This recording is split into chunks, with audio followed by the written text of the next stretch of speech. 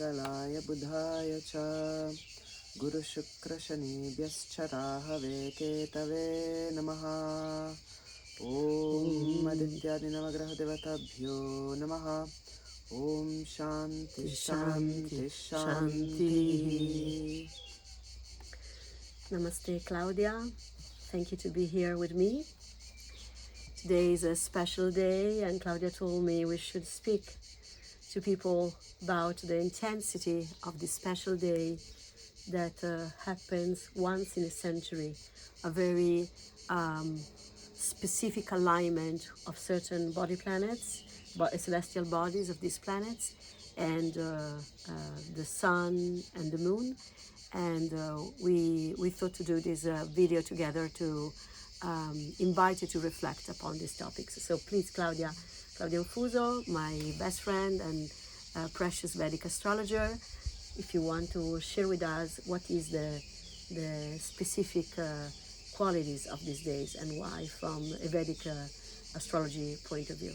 Please. Hello everybody, welcome, and Shakti, thank you for this conversation. It's always a pleasure to drop in with you and explore the subtleties of specific cosmic alignments. We find ourselves on the day of the new moon. Now, the new moon is always a time in which the sun and the moon come together at the same degree of zodiacal longitude. So let me just paint a little bit the picture of the sky of what is happening right now. The moon and the sun are coming together. This culminates in a couple of hours. But at the same time, in that same 1 degree span, which if you think about it is 1/360th of a whole zodiac, so it's a pretty specific point of the sky, not only the sun and the moon are coming together, but also the planet Jupiter. Now, we'll get into what this all means in a moment, but just to let you know, Jupiter takes 12 years to go around the sun. The moon goes around Earth, of course, in a matter of a month. The sun changes sign once a year. So the fact that the three of them happen to be aligning in the same degree of the sky at the moment of the new moon with Jupiter, the most benefic and benevolent of planets, representing wisdom, expansion, growth, spirituality, Dharma, not separation, ethics, those life-supporting energies that include everything, is remarkable. You know, statistically, maybe once a century, something like that. But of course, often sky cosmic alignments can be interesting because they're remarkable because of a variety of factors that come together. So we'll get back to this alignment, but also at the same time in the skies we have what in the Indian tradition is called a Kāla Sarpa Yoga, which is a great snake of time, which is a particular configuration in which all the planets lay on one side of what we call the nodal axis. The nodal axis is the axis of Rahu and Ketu, which are two shadow planets. They're actually two mathematical configurations that tell us where, from the perspective of Earth, the path of the sun and the path of the moon cross. It's the points at which we have eclipses, but they are mathematical projections also, not in the moment in which we have eclipses. And we could say that they represent if we had to sum it up in one simple way, because these things are not this simple ever, but they represent where in our natal astrology, in our personal astrology, or in the astrology of the skies, the battle, let's say, the dance, the churning between egoic attachment and spiritual awakening in terms of realization that we are not the ego that we are attached to. We could say that Ardra is dynamic, apparently a positive force to human consciousness that creates that dynamic movement, the drive to inquire. So if you wouldn't have these subconscious, more ignorant linked forces, we would remain in the status quo, where instead having these forces is helping us to give us the push to inquire. So that's the positive from a Dharma point of view of these forces, right? Yes, they represent that tension and that dance between the ignorance and wisdom. Yeah. And so when all the planets are on one side of those, it's called a particular yoga or configuration. Now, you have to keep in mind that in the Indian tradition, snakes, because it's called the Great Snake of Time, don't have only the connotations that we have in the Western world of suddenness, of poisons, of venom, etc. But snakes are also seen as Bearer to of have wisdom. bringers of wisdom. The Yeah. Nagas, they Yeah. are. They represent leadership qualities, kingship, rulership. Think of like the enchanting, like cobra with its Yeah. eyes. Yeah.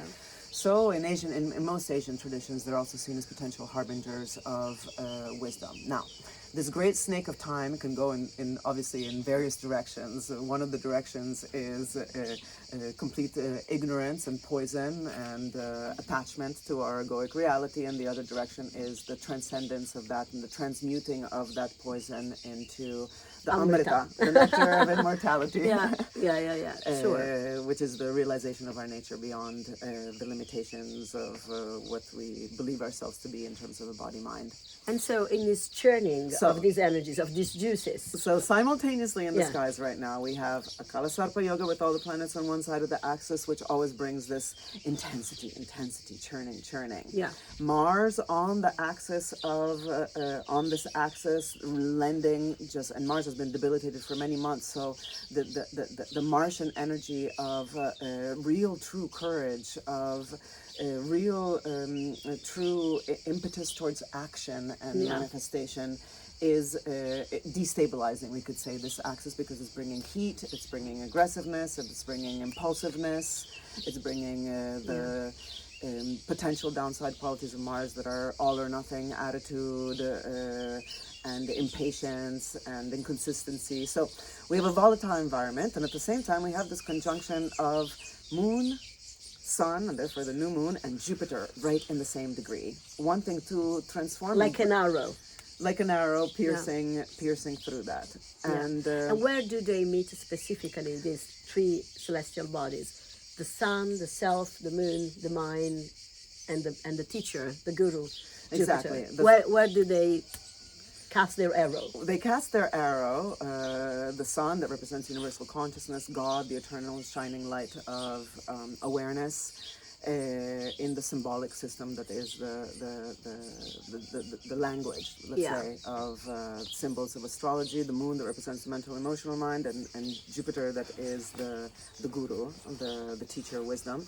They meet, they cast their arrow in a specific part of the sky, which in the Indian tradition is called the lunar mansion, the Nakshatra of Ardra. Now, Ardra is in Gemini, so a sign of communication. Ruled by Mercury. Interestingly enough, also Mercury is in the sign of the moon, so moon being in the sign of Mercury and Gemini right now, they're changing signs, they're sharing information. So it's like a bit like saying we're emotional when we speak and we are a bit intellectual when we feel, if we want to say it. It's generalizing a little bit. Yes, but there's also the possibility, since Mercury is in Pushya, which is also a nakshatra right now, that is the most auspicious, the most dharmic, the most potentially growth supporting. There's also that Lent support of bringing in the nervous system and speech and communication. So there into is a that potential alchemy. of making more mess when we speak, but also to bring a lot of clarity. Depends how we play it. Yes. Communication is definitely whether it's understand. verbal, whether it's written, whether it's our relationship to information, whether it's the reaction of our nervous system to the data points of life in this moment, is definitely one of the arenas where this plays out. But let's say a little bit more about Ardra. Ardra is a lunar mansion that is associated with a variety of things. One of the things it's associated with is the image for it, the symbol, is the teardrop. Like the tear of Rudra. Like the tear of Rudra, who is the deity for this nakshatra. So the deity for this nakshatra is Rudra. Rudra is a very ancient Vedic deity that is known for being the howler, a storm deity. He is considered a form of Shiva. He later becomes in the evolution, because deities are transforming all the time. They're not like, because they represent cosmic intelligences, and cosmic intelligences transform over time and are related to in different ways by people throughout history. Rudra is considered a very fierce, intense, and quite honestly wrathful deity. He is born of Brahma, the creator, and he's born as Brahma is creating the universe from his third eye, from the space in between his eyebrows.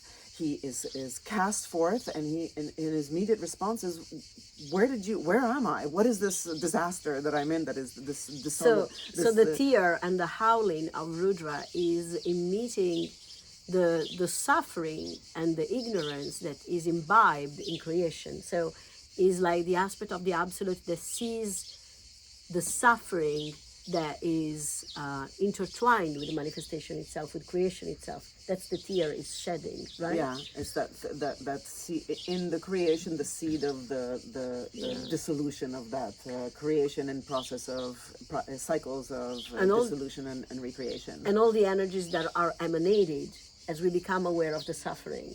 I see. Exactly. So he ends up having a very difficult relationship with his father, with Brahma, and therefore this particular portion of the sky called Ardra in Gemini is associated with all kinds of abandonment and betrayal patterns, injustice, serious conflicts between parent and child, and therefore, the serious conflicts between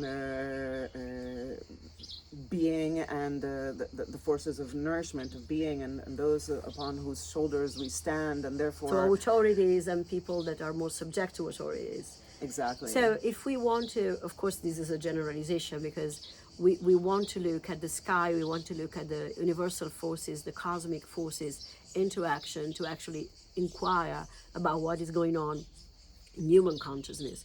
We are in a moment on a planet where there are all these forces of social injustice very, very strong. There are a lot of injustice that, as a matter of fact, are happening on many levels of our society.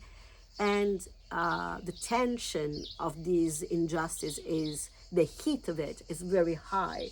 But we have also the opportunity with this Jupiter, so the reflection in the sky is on the self, so on the conscious level, all this subconscious movement of the moon, of injustice, pain, of suffering, these equalities are emerging, but is also an influence of the possibility to bring Dharma to it, to bring the benevolent and calming and detached forces that drive towards transcendence that are in Jupiter. So this is such an interesting thing, and I don't know if you mentioned it now because we did this podcast in Italian before, but you were saying before that such a conjunction happened only once in a century. So it's really a specific, important day today, and depending where you are on the planet, it's going to be. It speaks differently. Here in Italy is 12:30. 12:30 at the but moment. I don't we're know. in it right now. Yeah. And depend where you are. But anyway, today and the next days are days in which these forces are going to be very active. So what I was saying is how important it can be to see how all these forces, cosmic forces, are asking us all on individual and collective level to look at these places in us where there is something that belongs to the past, that has been already created, that is no more functional in our life on a collective or individual level, and instead of just like bursting into anger and to express it in into harsh words or behavior, what about bringing that quality of benevolent gaze also over something that is uncomfortable? And maybe in a dialogue, Gemini, they're a big talker. And I have in Western astrology, I have Mars in Gemini myself. So my talking is coming from there. I don't know in the Vedic one, you are an expert, but it's very interesting to see how we can bring in places of difficulties good qualities, how we can bring also in places of intensity and fire a quality of using that fire, not to get burnt or burn other people, but to transform, to have a view. So it's such an interesting point. So you were saying that this nakshatra, that it's a specific place in the sky where they meet, bring these energies, and the Lord, the deity that is governing this nakshatra is Rudra. Yeah. Yes, correct. So how can we, in the Vedic astrology perspective, channel this movement? How can we have this rendezvous in the sky in ourselves of these celestial bodies and to bring it to a place that is using in a benevolent way this intensity, and not as something that becomes difficult. Yeah. From a Vedic astrology point of view, maybe then I comment something too. So if and when and the sky invites for this, it's a moment of stress, collective fear. There's many undercurrents that of course have made their way out into what we see happening in the world right now as well, and intensity. How the invitation is, how do we stay with that energy without reacting upon it? And how do we stay with the discomfort? How this is such a precious time to use that energy of Rudra. And of course, there's in the Indian tradition, there's the Rudram, the chant, there's the Rudra Abhishek, the different pujas and rituals around honoring this force of transformation and churning, and staying with the discomfort of the churning. Two, intelligently, and this is where Jupiter comes in, the capacity to dismantle our like mental attachments to things that are ultimately what might be creating, often, if not always, are creating our discomforts with those areas in our life around communication, around others, or even in the relationship with ourselves, where we feel there's themes of abandonment, abuse, rejection. So in the one thing, that feeling of like wanting independence and feeling like our independence and our true freedom is held back by some force that we don't completely understand, and how to work with that particular tension there. Yeah. So we might find ourselves in these days, if I understood well from your talk now and before, in which there is a heat in our dialectic inner or outer realities. So it might be a hit in our inner dialogue, in our narratives that are particularly intense, or there might be this hit in external narratives. So speaking with somebody might approach us and wanting to discuss something with us, or we might feel the urge of discussing something with somebody. So that's the menu that that universal forces are bringing on the plate, and the way to approach it is maybe not to, as always, to act the subconscious like this, but to have a space of self-reflection, maybe to listen the other point of view, even if we don't agree with them, maybe to listen something that is making us angry or sad or feeling lonely or abused or refused or abandoned, and instead then immediately trying to find a remedy upon it, standing and say, what am I learning from this situation? If I am discussing with somebody, we might find ourselves to say, I don't agree, but listening, I feel in a different way around this topic, but being able to listen until the very end without acting immediately, because otherwise these forces of Rudra will destroy, but it will destroy too soon, and we not allow the situation to come into a new creation. Because we were reading before these 11 aspects of Rudra that are very beautiful, and some of them are more like an energy that is coming into creation and destruction, but also resetting. So there is something, there's also a positive aspect Shambhu. to this. Yeah. Because just to give a little bit of context, when Rudra burst forth from Brahma's third eye and found himself in the midst of this chaos of creation, he stormed, he howled, and he gave birth to 11 different Rudras. And these different 11 Rudras aspects, let's say, that they live all inside of our consciousness, because we always have to think that these deities are not entities outside of us. They are part of the universal self. So they are energies that are alive in us. So Brahma is in us and Rudra is in us. So these energies are 11 different nuances. I love how the Hindu philosophy and tradition is able to be so subtle in describing things. It's always leaving me in incredible awe. Maybe you want to read so them. playful in a certain sense too. Yeah, right? and Like, it's like it has this, and if we maybe read them together, you understand. So this is the reaction that you have when you see confusion. Yeah. So Rudra arrives and say, "Oh, what a mess that you did. You know, oh, you create ignorance in the world. You create the sense of separation." And these are the energies that they will emerge in Rudra, but you know, also in us. Do you mind to read Kapali. Kapali is the first one. Kapali yeah. is the skull bearer, connected with asceticism and cremation grounds. Yeah. So this is like when you see that there is death. You know, there is destruction, and you become conscious first of the sense of separation, and also the mortal aspect of life that comes from what is being created, is going to live, and therefore is going to die. So it's burying the skull. Yeah. Yeah.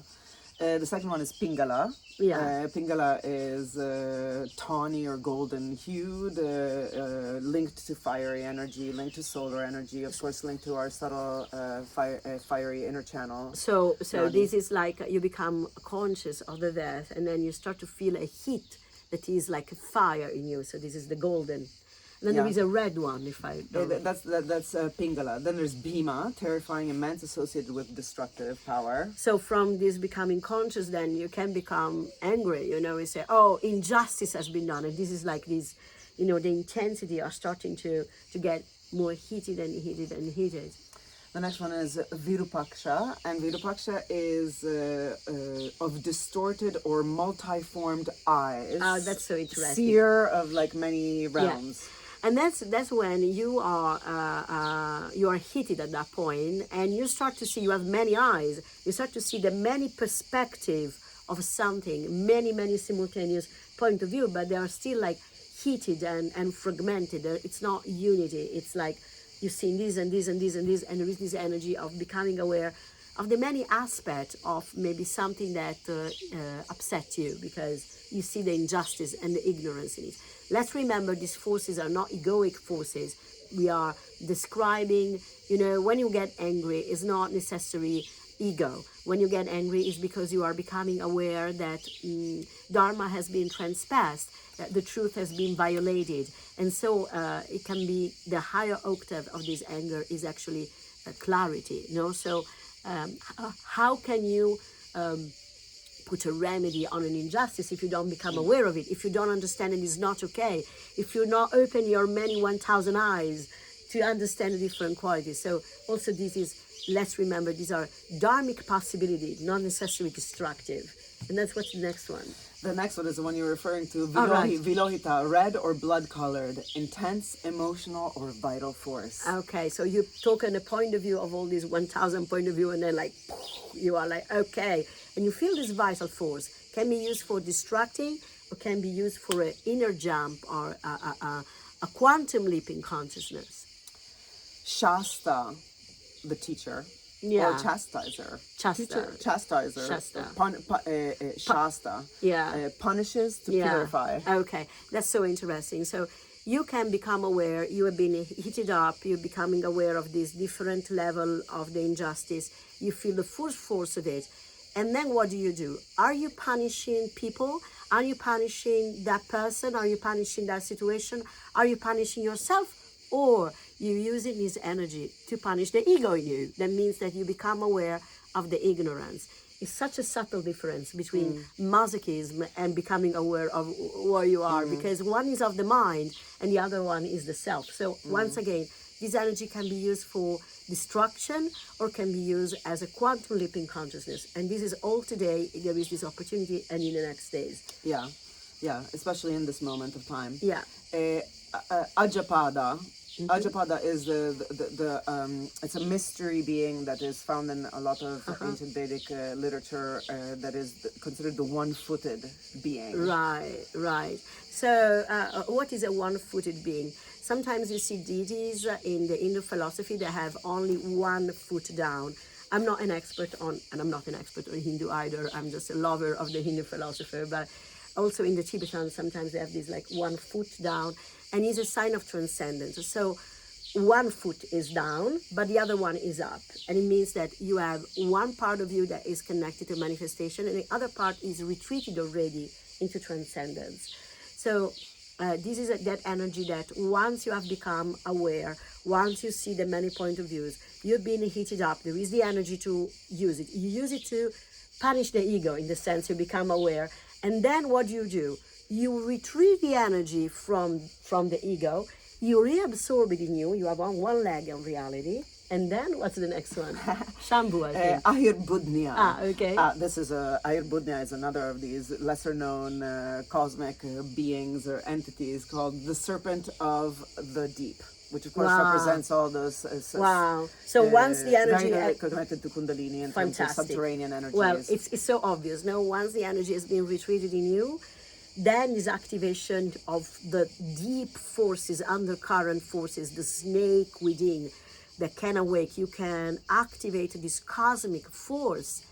Oh, you can't, actually the universe does it, but it can be activated, this cosmic force to clean the obstacles that don't let the truth to emerge, to be revealed. And also the staying with that energy as and it to rises. be open, that is a process. When you have a process of transformation, it's a destruction and a creation. So you have to be open to be distracted, to be born again. And it's not always easy if you get attached. And maybe we go on this later. Yeah. The next one is Shambhu. Shambhu. Shambhu, How beautiful. The benevolent one. So once the grace within. Yeah. So once it's been transformed, then you can access to this benevolence and say, okay, it was difficult. I get heated up. I had to become aware of all the point of views. I had to retreat my energy from the ego. I had to let this transformative serpent snake force to destroy what was not real. But then I can look with grace at the process. So this is Shambhu, the more benevolent aspect. Yeah, and also peaceful. Like peaceful. When I think Shambhu, I think like a white. The peaceful aspect of spaciousness. Chandra, the moon-like one. So this is like the mind that has been purified and is cool and no more heated. Exactly. The cooling force amongst the fierceness. And then last but not least, and of course there's different versions and different texts, but this is a generally agreed starting point list for the 11 Rudras. Kapardi, the matted hair one, which is a more ascetic form of Rudra. Yeah. So when you have, in some tradition, you see hairs as antennas that capture cosmic forces. This matted lock are like an energy that is no more on the outside, but is like all intertwined in itself. It's like capturing the essence and staying with it. So it's a process. So Rudra, in this 11 aspect, and by any means, we are not saying that it's like this, all these things have to be felt, you have to feel what it means for you. You have to experience what it means for you. This is just our perspective. But, it's so interesting to be able to see that these howling, and crying, the tear of Rudra, saying there is injustice, there is ignorance, there is suffering in the world. And instead of using that, impetus to destroy everything and everybody, to use it for dissolving the ego and doing a quantum leap in consciousness that we all wish. Everybody wish this on the planet now. The image that's used, because you said fire, but also there is also this water element, as you were just saying with the tear, this idea of like, how can our tears become the nourishment for fecundity, for the ground to give birth to new life, and fertilizing our inner garden of the mind for new flowering. Exactly. That sometimes has to happen through tears. Yeah. So it's a very intense time coming from the higher possibility to our human possibilities. Not always we are going to be able to do that. No, we're not. Yeah. Not always. So we have to be ourselves open to the fact that we might feel so challenged in our and confronted by life, because maybe we want to be in a quiet day reflecting upon our conflict, but maybe we will not be able to be in a quiet day. Maybe we are going to be pushed into the fire. I mean, if there's discomfort, it's working. Yeah. If you're feeling your discomfort, if there is discomfort, it means this process, you're aware of this larger process. But even if, we are not able immediately to stay in this like retreating, that Rudra is inviting us to become an ascetic, become, using these forces to destroy the inner ignorance and not outside. Remember that, as you were just saying, just becoming aware that something is not working in your life is the first step for evolution. Don't feel disappointed if you weren't able immediately to stay with this fire. I mean, this is one particular day in a century. It must be. Say yes. Yeah. Even rare if we bring in all the other factors. Yeah. But if we can remember the perspective in this intensity, maybe we can learn from what our mind sees as opponents. Maybe we can learn from our mind, our enemies. We can listen the other face, the other aspect of ourselves that we don't want to become conscious of. So the intensity of fire cannot and shouldn't be repressed, but should be used for inner transformation. So we can be fierce like Rudra, but not a fierce energy that is against anything or anybody. Not easy. Ideally fierce against the way we self-manipulate ourselves, but ideally. I love it. And so, in that beautiful last image of the form of Rudra as the ascetic, it's really this, even in the midst of global unsettledness and our own personal potential unsettledness, like, can we invite detachment? Can we invite some... Really, before burning down the whole, before storming, sending our thunders and lightning, and avalanches of water on everything, can we take a moment to maybe stay with that energy and use it for our own inner growth, catalyzing? It's very interesting how you were mentioning before that, this is the new moon. So the moon is completely retreated in the self today. So a new beginning for abandoning old patterns of ego. A very good day to start this. And then it's going to be soon Guru Purnima, that is the full moon of the masters. So there's this potential to pass from destruction to alignment. And so the lunar cycle can be seen as a monthly movement from when Shakti, which is the energy of creation and manifestation in the world, retreats back into Shiva at the time of the new moon, and therefore brings and calls that energy back. And then in the process of, this is sort of the tantric process of looking at the moon, in the process of the moon going from new to full, it turns its gaze outside back into the world to culminate at the moment of fullness. And so this moon here, this pulling back here right now, is then going to transform into what is considered the most auspicious full moon of the year in the Hindu calendar, which is the full moon in Sagittarius and Jupiter's sign, of course. That is the full moon of the gurus, of the teachers, of wisdom, of the celebration of the flow of all those teachings that support our life and light our path underneath our feet. And so it's a good 2 weeks of sadhana. Yeah, it's a precious time to go through that, and to now reflect. is the time to feel into, okay, what needs to be burned down in us in order to take full advantage of this recreation process. It comes to me to say, sometimes we feel that saying the truth is actually saying the truth of our mind.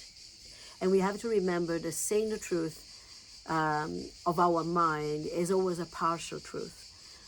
Saying the truth comes from a place of deep encompassing of anything. It comes from a place where these agitated energies of the mind has become more quiet in us, and we're able to access to a deeper level. So maybe this is a time in which we have to watch this impulsive movement of trying to say, oh, this is true and this is not true, and take it to dissolve the place in us that is uncomfortable with what is, because ultimately reality wins, life wins, what is true is what is, and if we don't impose our ideas upon it, we can learn. So it's for sure not easy, but is for sure also stimulating. There is anything you want to say before say goodbye? No, thank you. Thank you, it's been wonderful. And we want to do maybe a chanting to the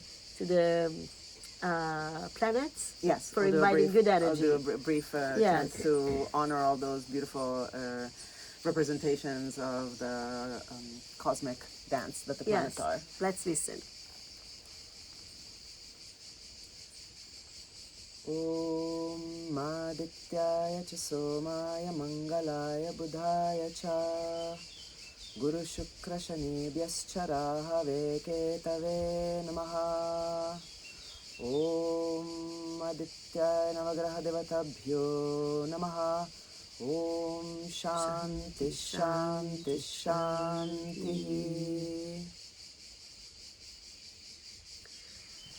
Thank you, Claudia. Jai Gurudev.